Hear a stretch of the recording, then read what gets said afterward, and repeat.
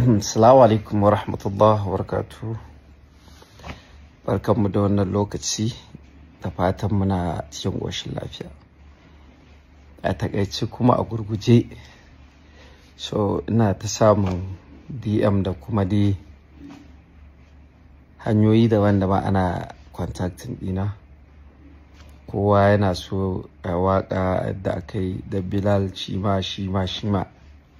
To jama'a, farko dai zan ce abu ne mai kyau da ni kaina na ji daɗin yinsa, ba jama'a ma da suke ta ganin hakan dama kuma suke nema ba.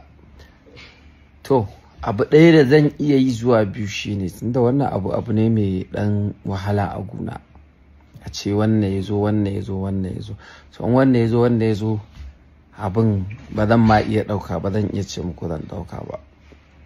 So abu ɗaya da na zauna na shawara ko muka yi shawara shine, in Allah ya kai mu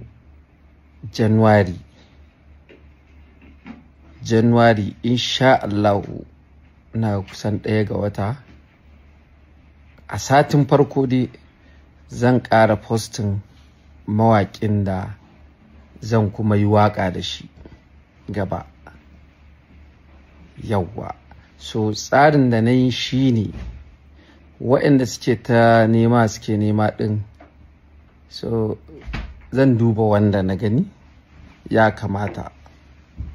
So abubuwan da za mu duba abin da ya kamata mu duba da iyakacinmu da iya zaman mu Hausawa da kuma Musulmai.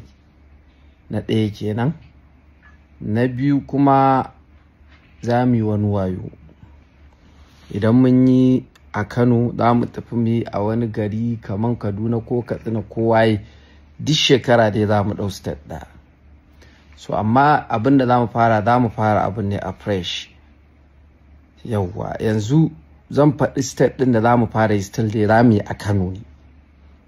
Abin da yasa za mu fara yi daga Kano dai still, saboda abin da muka yi wannan, wanda zai zo gaba muna sa ran mu ninninka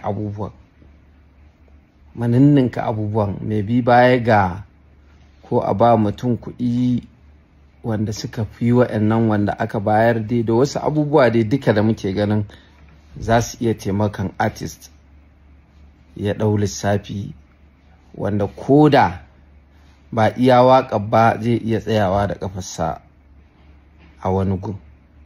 Ta yiwu wannan an ba da miliyan 2, sai a ce to sai mu fara mu ɗauko miliyan 5, mu ɗauko 10, abin da ya dai muka ga dai za mu iya, abin da ya yi daidai da yanayin da ake ciki a lokacin.